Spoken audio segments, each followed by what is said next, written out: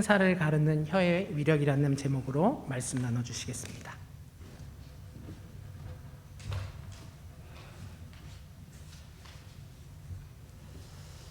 주 안에서 평안하셨습니까? 네, 감사합니다. 혹시 6월달 생일을 맞이하는 성도님 계신가요? 6월에 생일을 맞이하는 성도 손을 한번 드시죠. 예, 뒤에 한 분 계시군요. 예, 축하합니다. 예, 감사해요.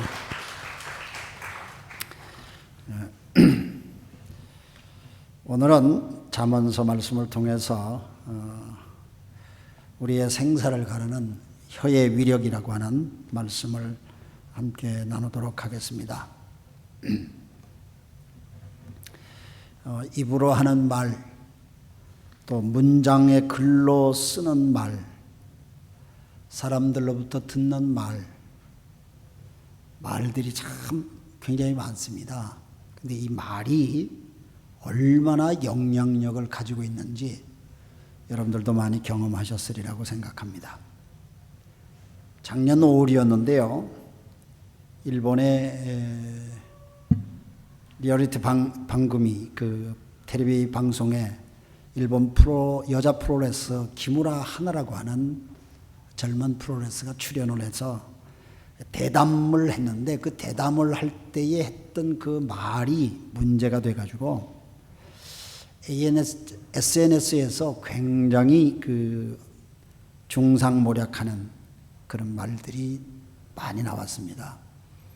결국은 그 기무라 하나라고 하는 23살의 젊은 선수는 요코하마 출신이에요.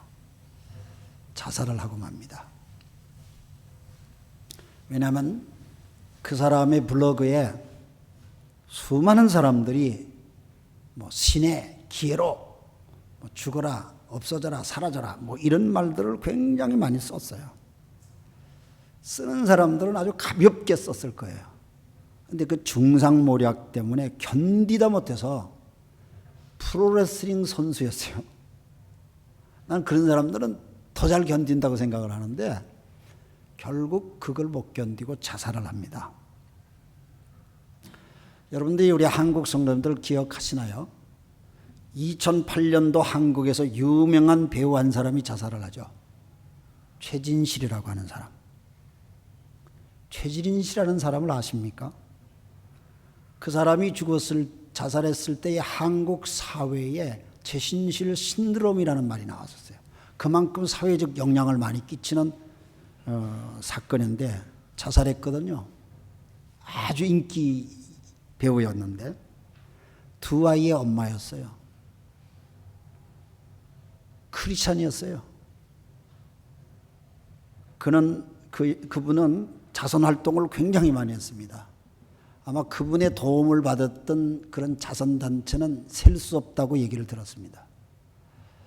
학교들조차도 학교 운영이 어려운 기독교 계통 학교들이 도움을 많이 받았습니다.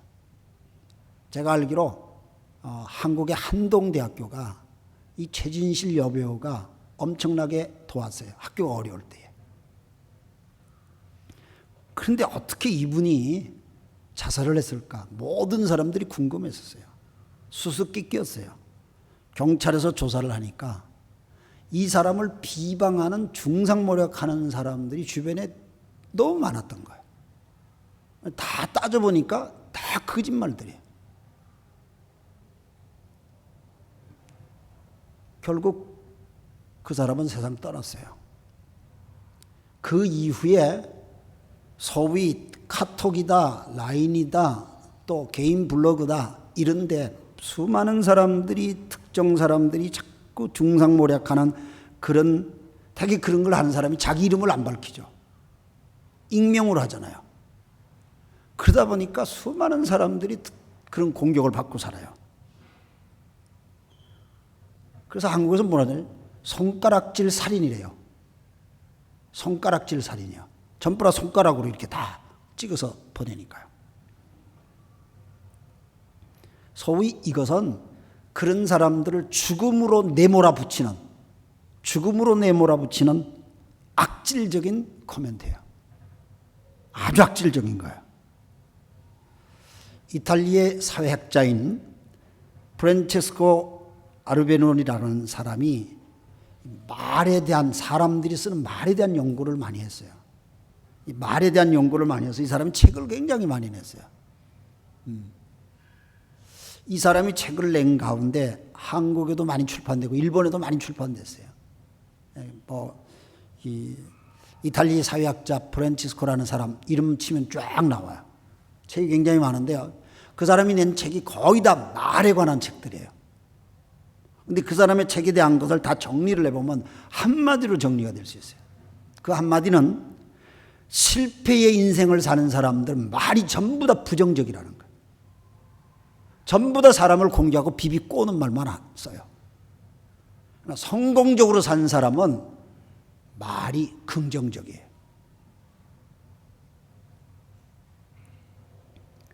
말은 우리의 장래를 결정지어요.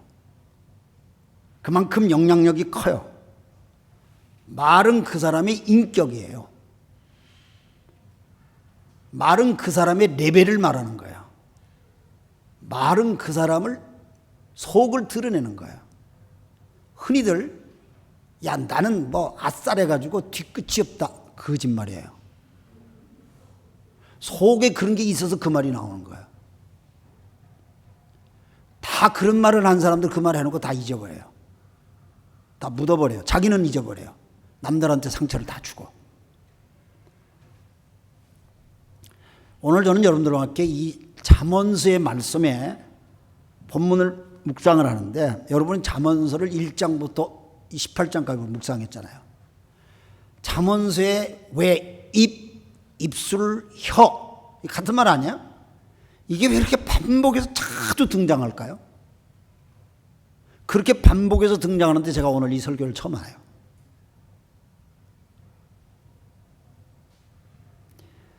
사람의 말은 죽이는 능력도 있고 살리는 능력도 있어요. 저는 우리 속담에 말 한마디가 천냥빚을 갚는다는 속담이 있어요. 네, 일본어 설교 때 이 말을 인용하지 않았는데, 말 한마디 천냥빚을 갚는데요. 근데 이걸 거꾸로 얘기하면 말 잘못하면 천냥 빚지고 산다, 그 말 아니에요? 사람의 말에 대해서 우리가 생각을 좀 해야 돼요. 잠언서를 중심으로 해서 성경이 말을 어떻게 가르치냐 한번 생각해 봅시다. 여러분, 우리가 예수님을 나의 구주 나의 하나님으로 신앙 고백하는 그리스도인이라면 자기 믿음이 행동으로 증명이 된다고 성경 여러 군데서 가르치는데, 특히 야고보서 성경을 보면은 행함이 없는 믿음은 죽은 믿음이다. 그러면서 믿음이 있다면 행동으로 그게 증명이 되어지고 열매를 맺는다 얘기하는데, 특별히 야고보서 3장에 보면은 사람이 믿음과 행동 속에 자기 말과의 관계를 설명을 하고 있어요. 그 사람 말하는 거 보면 그 사람이 믿음을 안다, 그 말이에요. 그런데 우리가 말의 실수가 얼마나 많습니까? 말에 대해서는 자기가 컨트롤이 되질 않아요. 컨트롤이 되질 않아요. 얼마나 실수를 반복하는지. 야고보서 3장 2절 말씀해 보니까 우리는 다 실수를 많이 저지릅니다. 누구든지 말에 실수가 없는 사람은 온몸을 다스릴 수 있는 온전한 사람입니다. 그러니까 말에 실수가 없는 사람은 그 온전한 사람이에요. 그래서 말을 많이 하고 사는 저 같은 목사, 성경은 말이에요, 더 무서운 심판을 받는데요. 말을 많이 하니까 실수가 많을 수밖에요. 그러니까 나는 목사 되라고 사람들한테 권면을 안 해요. 왜냐하면 벌을 많이 받게 되니까. 김성훈 신학생한테 이런 말을 해서 미안해요. 목사 되려고 준비하는 사람한테. 네. 그러나 그걸 알고 목사가 돼야 돼요. 잠언 10장 19절 말씀에 보면 말이 많으면 허물을 면하기가 어렵대요. 그냥 말이 많은 사람들은 자기도 모르게 허물이 그냥 막 나오는 거야. 그냥 여기저기 전화해가지고 말을 많이 옮기는 사람 그냥 벌 받아요. 그냥 아주 그걸 취미고 그게 생활의 신조로 알고 살아요. 여기저기 전화해서 막 너 이거 아니? 너 이거 들었니? 너한테만 얘기할게. 허물을 면하기가 어려워요. 그래서 말이 많으면은 허물이 많다는 거예요. 그래서 우리가 이 말을 주의해야 될 이유가 있어요. 야고보서 3장 6절 말씀 보니까 이렇게 나와 있어요. 혀는 불이요. 혀는 불의 세계입니다. 혀는 우리 몸의 한 지체이지만 온몸을 더럽히며 인생의 수레바퀴에 불을 지르고 결국에는 혀도 게헨나의 불에 타버립니다. 게헨나라는 것은 지옥이에요. 그렇게 말하는 사람도 지옥불에 타버린대요. 얼마나 무서운 얘기입니까? 말씀 그대로 혀는 불이에요.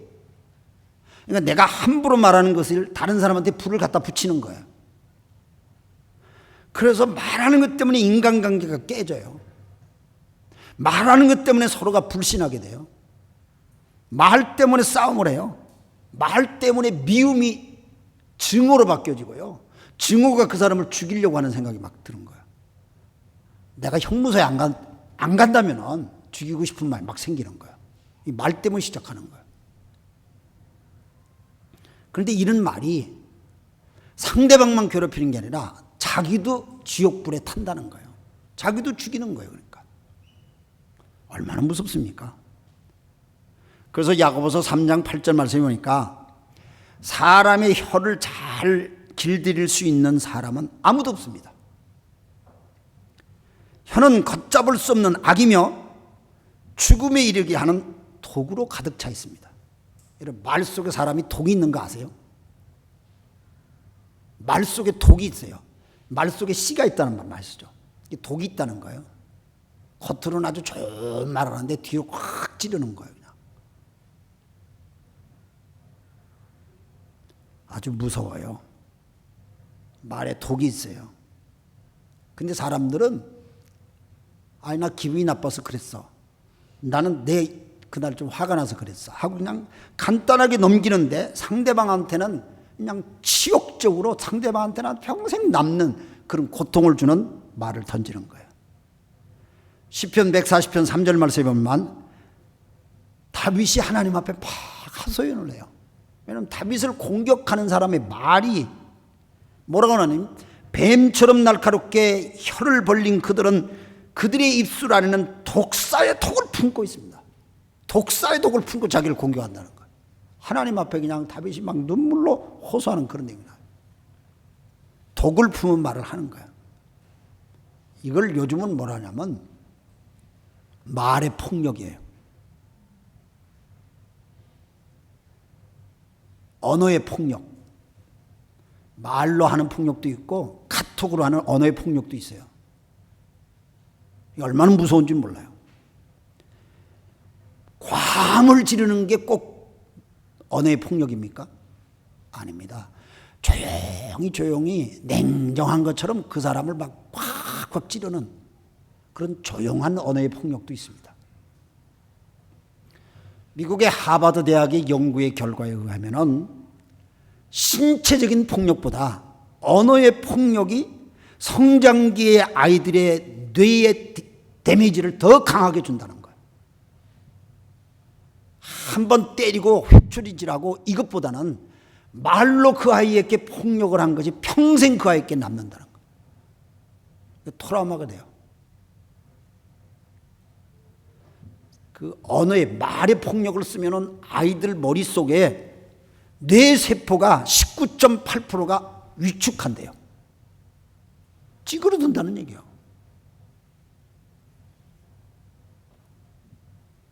심각한 거예요. 그래서 언어의 폭력은 말아야 되는 거예요. 베드로전서 3장 10절 말씀에 보면 생명을 사랑하고 좋은 날을 보내려고 하는 사람은 혀를 다스려 악한 말을 하지 못하게 하여 입술을 닫아서 거짓말을 하지 못하게 하라. 그러니까 행복하게 삽시다. 서로 사랑합시다. 이런 말을 하면서 언어의 폭력을 계속하는 사람은 그건 거짓말이에요. 그건.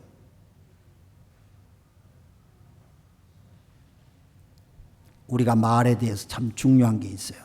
또 저 우리가 신경 써야 될 것. 내가 한 말에 내가 거꾸로 당하기 때문에 그래요. 잠언서 6장 2절 말씀에 보면 내가 한 그 말에 내가 걸려들고 내가 한 그 말에 내가 잡힌다. 내가 내뱉은 말 때문에 내가 곤란해지는 거예요. 내가 한 말 때문에 내가 공격을 받고요. 내가 한 말 때문에. 근데 다들 그런 사람들은 그렇게 오게 되면은 나는 그런 말을 안 했다 그러고 또 그렇게 애들 막 변명을 해요. 그때 네가 그렇게 했으니까 내가 그렇게 했다. 근데 그걸로 자기가 꼭 당해요. 마태복음 12장 36절과 37절에 보면은 예수님께서 말씀하셨는데 사람들은 심판날에 자기가 한 말을 온갖 쓸데없는 말을 해명해야 할 것이다. 왜 그때 그 말을 이제 해명해야 될 것이다. 그러다 보면은 너는 네가 한 말로 무죄 선고를 받을 수 있고 네가 한 말 때문에 유죄 선고를 받을 것이다. 그러니까 말 때문에 자기가 심판을 받는다는 얘기거든요. 그러니까 평상시에 우리가 말을 참 잘해야 되겠다 그런 생각을 들어요. 이미 전제를 합니다. 저는 제가 말에 완벽하기 때문에 이 설교를 하는 게 아닙니다. 여기서 있는 설교자는 인격적으로 완벽해서 쓰는 게 아니라 부족하지만 하나님의 말씀을 전하기 위해 쓰는 거야. 내 말이 아니에요. 하나님의 말씀이에요. 제가 지난주 주보에다 썼어요. 여러분들이 주일날 설교의 은혜를 받으려면 이 목사의 인격과 선포되는 말씀을 똑같이 여기시면 안 됩니다. 성경에 보면 하나님께서 인격이 좀 부족한 사람들도 하나님의 말씀을 선포하게끔 했어. 그래서 저는 제가 완벽하기 때문에 여기서 설교합니다. 그 뜻은 전혀 아닙니다. 저도 똑같이 심판받을 자입니다. 이렇게 우리는 우리의 입술을 우리가 컨트롤할 수가 없는데 어떻게 하면 좋겠습니까? 어떻게 하면 좋겠어요? 말 때문에 우리가 얼마나 상처를 받고 말 때문에 얼마나 혼란스럽고 말 때문에 얼마나 우리가 아내야 될 우리끼리 싸우고 그렇잖아요? 어떻게 하면 좋을까요? 방법이 없어요? 저는 성경 말씀 잠언서를 통하여서 우리에게 깨우치는 세 가지를 여러분들에게 구체적으로 나누려고 합니다. 제 자신한테도 지금 설교를 하는 겁니다. 첫째는 잠언 13장 3절에 보면은 말을 조심하는 사람은 자신의 생명을 보존하지만 입을 함부로 여는 사람은 자신을 파멸시킨다. 말을 함부로 하는 사람이 자기를 망하게 한대요. 말을 조심하면 생명을 보존한대요. 그리고 잠언 10장 19절 아까 인용한 말씀인데요. 말이 많으면 허물을 면하기 어려운데 이 두 가지 말씀을 견주어 보니까 말수를 줄여야 되겠더라고요. 말을 좀 줄여야 되겠다고요. 이 말을 줄인다는 얘기는 참 중요한 것 같아요. 근데 말을 해야 직성이 풀린 사람들이 있잖아요. 그런 사람들은 이런 얘기 들으면 아주 막 괴로울 거예요. 왜냐하면 말 안 하고 가만 못 있잖아요. 그냥 아침에 일어나서부터 그냥 온 동네 전화를 다 해가지고 밤에 잘 때까지 전화를 해요. 그래서 여러분들이 전화 나면 계속 통화 중에 있는 사람은 조심하세요. 전화하는데 전화만 하면 자주 통화 중이야. 그 사람 조심하세요. 왜? 그 사람은 말이 많은 사람이에요.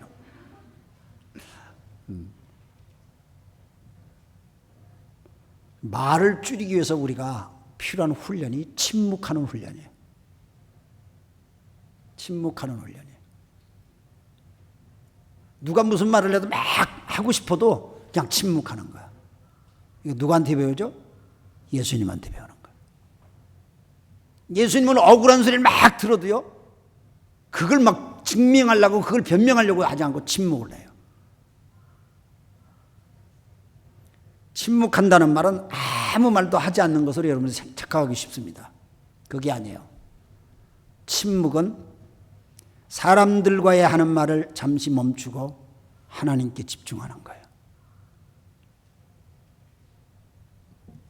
그래서 사람들과 말하는 것을 멈추고 하나님께 집중하는 것을 우리는 묵상이라고 그래요. 예수님이 그렇게 사셨어요. 그럴 때 우리들의 영성이 성숙되면서 온전하신 예수님을 닮아가는 거예요. 그러니까 이렇게 하나님 앞에 내가 매일 침묵하는 시간을 가질 때에 내가 말하는 것을 좀 조심해야 되겠다. 줄여야 되겠다. 이게 자연적으로 되는 거예요. 말 줄여야지 막 이렇게 해서 말 줄여드는 게 아니고 내가 하나님께 깊이 묵상할 때 말하는 게 줄어들어요. 저희 교회에 가정교회 삶 공부 가운데 경건의 삶이라는 공부가 있어요. 저희 교회에서 일본 말로는 세이쪼노미치라고 그래요. 그 경건의 삶 세이쪼노미치 이 공부를 해보면은 첫 번째 그 챕터의 첫 번째 공부하는 게 뭔지 아십니까? 명상의 훈련, 묵상의 훈련이에요. 첫 번째가 묵상의 훈련이에요. 그러니까 하나님 앞에 조용히 있는 거예요. 예수님이 지상 생활을 하실 때에 아침에 눈을 뜨면 제일 먼저 하는 게 사람들로부터 떠나가지고 하나님 앞에 조용히 묵상하는 것이었어요. 그걸로 하루를 시작하셨어요. 그래서 하나님 앞에 내가 귀를 기울이고 묵상하는 이 자신이, 내 자신이 하나님 앞에 딱 서면 말수가 줄어들어요. 지금도 살아계셔서 나한테 하시는 그 말씀을 내가 드려야 되기 때문에 참 중요해요.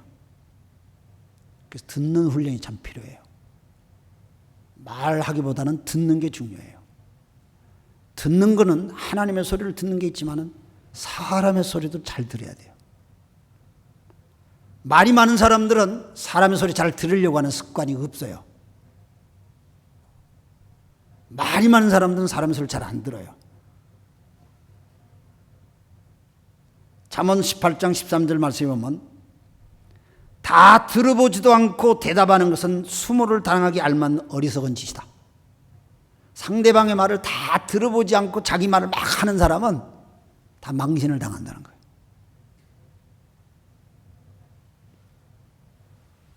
그래서 남의 말을 끝까지 잘 듣는 것도 중요해요. 왜냐하면 사람들이 남의 말 듣다가 중간에 막 가로채서 말하려고 하는 사람은 자기 선입관념을 가지고 말하는 거예요. 그래서 서로 분쟁이나 일어나고 고통을 받는 거죠. 그래서 듣는 훈련은 내 말수를 줄이는 비결이에요. 하나님의 소리를 듣고 이웃의 소리를 또 들어야 돼요. 두 번째는 내 입술을 컨트롤하려면은 야고보서 3장 9절과 10절 말씀이 보니까 이렇게 기록하고 있어요. 우리가 이 혀로 주님이신 아버지를 찬양하기도 하고 또 이 혀로 하나님의 형상대로 지음받은 사람을 저주하기도 합니다. 또 같은 입으로 찬양도 드리고 또 같은 입으로 저주도 나옵니다. 형제자매 여러분, 이렇게 해서는 안 됩니다. 야고보서에 그렇게 나와 있어요. 그러니까 한 입을 가지고 하나님을 찬양하기도 하고 한 입을 가지고 이웃을 저주하기도 해요. 이 말은 무슨 말이야? 저주한 말은 그만두고 하나님 찬양하고 이웃을 높이고 이 말로 바꾸라는 거 아닙니까? 그러니까 자기 말을 바꿔야 돼요. 말을 바꾸는 게 너무 중요해요. 말을 바꿔야 돼요. 상대방의 약점을 찾아내서 자꾸 말하려고 하잖아요. 상대방의 좋은 점을 찾아내서 말하려고 해야 돼요. 하나님을 높이는 말을 자주 하세요. 그래서 우리가 목장에서 서로가 한 주간에 감사했던 걸 나눕시다 하는 이유가 거기 있는 거예요. 왜? 그래야 우리 인생이 긍정적으로, 그래야 밝아지고 바꿔지기 때문에. 말을 바꾸는 거예요. 왜 살면서 불평스러운 일이 없겠어요? 왜 살면서 안타까워서 화나는 일이 왜 없겠어요? 많이 있어요. 9가지가 불평스러운 일이 있다 할지라도 한 가지를 감사를 꺼내면요, 내가 감사하는 인생으로 바뀌어지거든요. 말을 바꾸자는 얘기예요. 왜 고통이 없습니까? 왜 불편함이 없습니까? 있습니다. 그런데 왜 우리 감사하는 걸 굳이 찾자는 거예요? 내 인생을 바꾸고 싶어서요. 제가 지금 매일 평일에는 중학생들하고 지내잖아요. 매일 아침 중학생들하고 이 히비노미 꽃도발을 가지고 말씀 묵상을 해요. 지난주 좀 분위기가 안 좋았어요. 지지난주에. 그래서 지난주에 제가 중학생들 앉혀놓고 야, 우리 서로 한 가지 칭찬해 주는 얘기를 해보자. 옆에 짝을 하고 옆에 있는 옆 사람하고 칭찬을 한번 해주라니까 잘 하더라고요. 야, 너는 참 몸이 빨라서 좋겠다. 야, 너는 굉장히 몸이 부드러운 것 같아. 너는 머리가 참 좋네. 너는 굉장히 친절해. 애들이 이런 말을 아침부터 주고받으니까 하루 일과가 달라져요. 하루 일과가 달라져. 어제까지 멱살 잡고 막 싸우던 놈들이 하루가 바뀌어지더라고요. 여러분, 우리 말 바꾸면요, 내 인생이 바뀌어져요. 행복하게 살 수 있는 길이 있는데도 불구하고 사람들이 자꾸 말을 엉뚱한 데 쓰는 거야. 예수님께서 마태복음 10장 12절과 13절에서 제자들을 전도로 내보낼 때 2명씩 짝을 져서 내보내요. 그래서 뭐라고 하시는 줄 알아요? 너희들이 동네 가서 집집마다 방문을 할 때 그 집에 들어갈 때마다 평안이 있을지어다 하고 기도를 해줘라. 그런데 너희들이 그렇게 빈 기도가 그 집이 평안할 하나님의 은혜를 받을 만한 집이면 하나님이 그 집을 평안하게 축복할 것이다. 근데 너희들이 평안할지어다 이렇게 말하는데 그 집이 그 은혜 받을 준비가 안 된 집이라면 그 평안의 축복이 너희들한테 다 돌아온다. 주님이 그 말씀하셨어요. 저는 그 말씀을 읽으면서요, 내가 남을 막 축복을 막 많이 해주면은 그 사람이 축복받을 그릇이 아니면 그 축복이 나한테 오는 겠구나. 그러니까 내가 많은 사람들에게 축복을 해주고 내가 살아야 되겠다. 좋은 얘기를 좀 많이 해주고 살아야 되겠다. 왜? 그 사람이 받을 그릇이 아니면 나한테 다 오니까. 그러니까 남을 축복하고 남을 높여주고 남을 칭찬해주고 이것은 나를 축복하는 길이에요. 그래서 말을 바꿔야 돼요. 근데요, 말을 바꾸는 게 쉽지 않잖아요. 말 바꾸기 돼요? 속이 비틀려져 있는데. 그러니까 말을 바꾸려면 속을 바꿔야 돼요. 속이 바뀌어져야 돼요. 좀 넉넉한 마음을 가져야 돼요. 그 말을 하자면 제가 좀 설교가 길어지니까 마음이 바뀌어져야 돼요. 마음이 바뀌어져야 말이 바뀌어져요. 왜냐하면 속의 끝이 나오거든요. 은연중에 잠재되어 있는 속의 끝이 나와요. 그래서 하나님 도와주세요 해야 돼요. 그래서 제가 마지막으로 말씀을 드려요. 우리가 내 이 혀끝을 바꾸려면은, 말을 바꾸려면은 내 힘으로 안 돼요. 내 힘으로 안 돼요.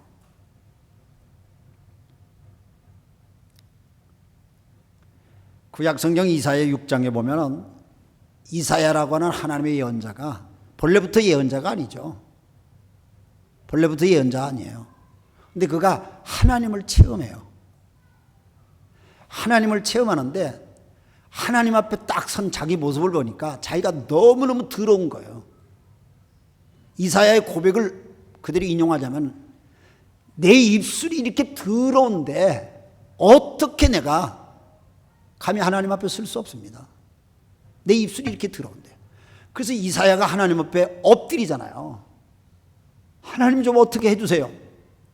그때 하나님께서 천사를 보내가지고 제단에 이글 그리는 숯불을 가지고 오게 해가지고 이사야의 입술을 쥐죠. 그래서 이사야의 입술이 제단의 숯불로 찢어진 다음에 이사야가 벌떡 일어나서 하나님, 종이 여기 있습니다. 이 종을 써주십시오. 이사야가 입술이 찢어진 다음에 쓰임을 받아요. 저는 이것이 신약 성경에서는 사도행전 2장에서 발견을 해요. 사도행전 2장에 보면은 주님이 이 땅에서 제자들에게 은혜를 베푸시고 모든 죄를 짊어지시고 십자가에 죽으신 다음에 3일 만에 부활해서 40일 동안 제자들을 격려하시고 하늘로 승천하시면서 너희들이 땅끝 이르러 내 증인이 되라고 하시고 모든 사람을 제자 삼으라고 그렇게 말씀하시고, 그러기 위해서 너희들이 꼭 지킬 것이 있는데 예루살렘을 떠나지 말고 내가 너희들에게 약속한 보혜사 성령을 기다리라. 제자들이 그 말을 믿고 그냥 열심히 기도하죠. 우리가 흔히 마가 요한의 다락방에서의 기도죠. 120명 성도들이 기도하지 않습니까? 기도하는 가운데 주의 성령이 그들에게 임하시죠. 성령이 그들 속에 임했을 때 어떻게 했습니까? 성령이 불의 혀같이 갈라지는 역사가 막 그들이 각자 사람들에게 임하여. 그런데 그 성경을 자세히 보면 사도행전 2장 4절 말씀에 주의 성령이 그들에게 임하니까 성령이 말하게 하심을 따라서 그들은 각종 방언들을 얘기했다고 그래요. 저는 그 성경을 자세히 보니까요, 성령이 말하게 하심을 따라, 그러니까 성령이 시키는 말을 했다는 거예요. 성령이 그들의 입술을 주장했다는 거예요. 우리는 예수를 믿어도 내 입술을 내가 주장을 하니까 자꾸 사람들 앞에 공격하고 찌르고 누굴 죽이려고 하는 말을 해요. 성령이 내 입술을 주장할 때에 성령이 하게 하는 말을 내가 하는 거예요. 성령이 시키는 말을 내가 하는 거예요. 성령이 감동 주는 말을 하게 되고 성령이 내 입술에 붙이는 말을 내가 하는 거예요. 그래서 예수님께서 너희들이 무슨 말을 할까 염려하지 말라. 하나님께서 너희들이 입술에 할 말을 다 붙이실 것이라고 했어요. 그렇다면 내가 무슨 말을 하든지 항상 무슨 말을 하고 싶을 때에 하나님이 나한테 하게 하시는 말인지 생각을 할 필요가 있지 않겠어요? 순간이라도 기도하셔야죠. 예를 들어서 무슨 화가 나서 막 하고 싶은 말이 있을 때도 순간적으로도 하나님, 내가 화가 지금 많이 납니다. 내가 이 말을 꼭 해야 될까요? 말을 해야 될까요? 한번 생각을 하고 그 말을 해야 되겠죠. 화내지 말라는 뜻이 아니에요. 화낼 때는 내야죠. 불의 앞에서 화를 내야죠. 불의 앞에. 잘못된 것 앞에서는 화를 내야죠. 엉터리 말을 거짓말을 하는데 화를 내야죠. 근데 그때도 성령님, 내가 이 말을 해야 합니까? 순간적으로도 우리가 묻고 그분 앞에서 말을 해야 할 것입니다. 그러면 성령이 내 입술을 주장하세요. 성령이 내 입을 컨트롤 하세요. 그래서 우리가 하나님의 영광을 위해서 사는 거예요. 그래서 모든 이웃들을 세우게 돼요. 그럴 때에 우리가 비로소 억지로 내가 뭘 하려고 하는 게 아니라 자연스럽게 내 말을 통하여 하나님의 영광을 드러내고 내 말을 통하여 다른 사람을 살리게 되고 내 말을 통하여 다른 사람을 빛나게 하고 내 말을 통하여 다른 사람을 위로하고 내 말을 통하여 다른 사람을 격려하고 내 말이 다른 사람을 칭찬하게 되고 내 말로 세상이 밝아지고 내 인생이 밝아진다. 이것이 그리스도 예수를 쫓아가는 참 제자의 길이 아닌가 저는 그렇게 믿습니다. 오늘 설교는 저를 향한 소리였고 함께 나누자는 여러분을 향한 주의 음성이었습니다. 기도하겠습니다. 다 같이 우리 오늘 말씀을 생각하면서 합심해서 우리 함께 기도하면 좋겠습니다. 오늘 말씀 새기면서 기도할 수 있기를 바랍니다. 다 같이 말씀 생각하면서 기도하십시다. 살아계신 아버지 하나님, 주님의 귀하신 은혜와 사랑을 감사합니다.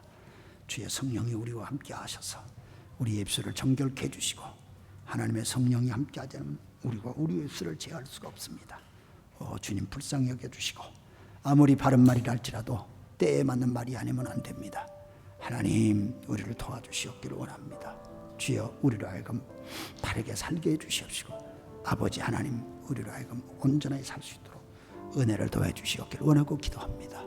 하나님의 성령이 우리와 함께 해주시고 하나님의 능력이 우리와 함께 해주시어서 주의 걸어가시고 온전하심을 우리 모두가 분별할 수 있도록 주여 이 종에게 먼저 그 은혜를 주시고 이 종을 불쌍히 여겨 주시옵시고 아버지 주님 불쌍히 여겨 주시옵시고 주의 걸어가시고 온전하심에 드러날 수 있도록 은총을 더해 주시옵기를 간절히 소원합니다. 모든 것 주님께 의지합니다. 영광 돌립니다. 함께 해 주옵소서. 주여 감사합니다. 아버지 걸어가시고 감사 찬송 영광을 돌립니다. 온전히 주님만을 의지하고 온전히 주님만을 믿고 나가게 해 주옵소서. 주여 감사합니다. 우리 교회를 사랑해 주시고 목자들에게 가정마다 그러히 가 있게 해 주옵소서. 예수님 이름으로 기도드립니다. 아멘. 찬송하겠습니다. 이제 다 같이 자리에 일어나셔서 찬송가 173장입니다. 불길 같은 성령이여.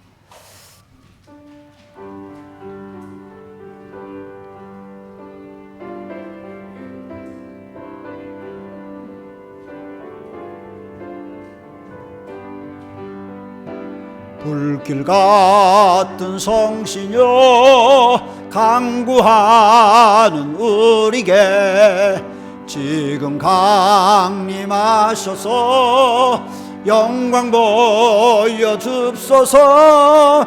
성신이여 임하사 내 영혼의 소원을 만족하게 하소서. 기다리는 우리에게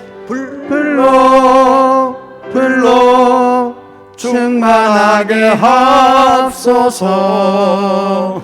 주의 제단 불의에 우리 몸과 영혼과 우리 가진 모든 것 지금 바치옵니다.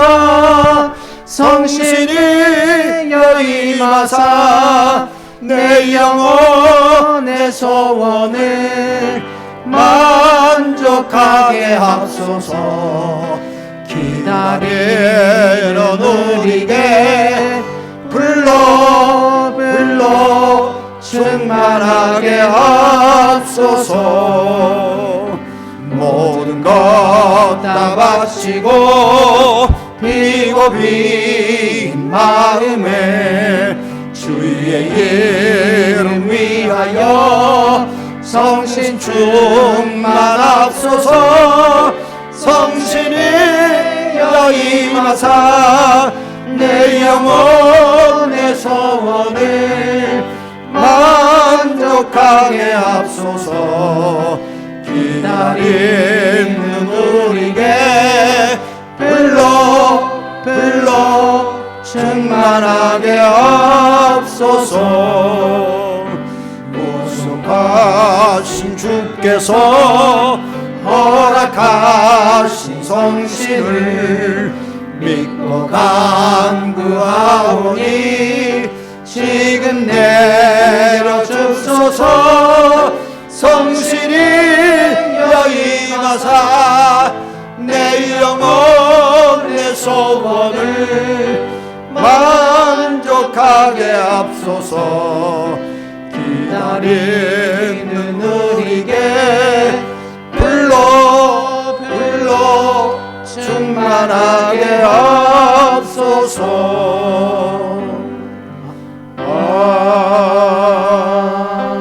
아멘. 축도하시겠습니다. 이제는 십자가의 고통을 마다하지 않고 우리를 위하여 모든 죄의 허물 대신 짊어지시고 침묵하며 아버지의 뜻을 따라 십자가 지신 우리 구주 예수의 한량없는 그 은혜와 지금도 변함없는 사랑으로 우리를 굳굳이 지키며 때를 기다리는 아버지 하나님의 극진하신 사랑하심, 그리고 지금도 그 은혜 속에 살도록 감동 주시고 깨우쳐 주시고 눈을 뜨게 하시고 실패했지만 다시 일어나게 하시는 성령님의 감화 감동 충만 교통케 하심이 이제는 더 이상 쓸데없는 말하지 아니하고 바른 말하고 하나님 영광 돌리고 말수를 줄이고 성령이 내 입술을 지져주셔서 성령이 시키는 말만 하겠다고 다짐하는 초대교회 모든 성도들 머리 위에 저들의 가정과 일터와 미래 위에 이제로부터 영원토록 함께 있을지어다.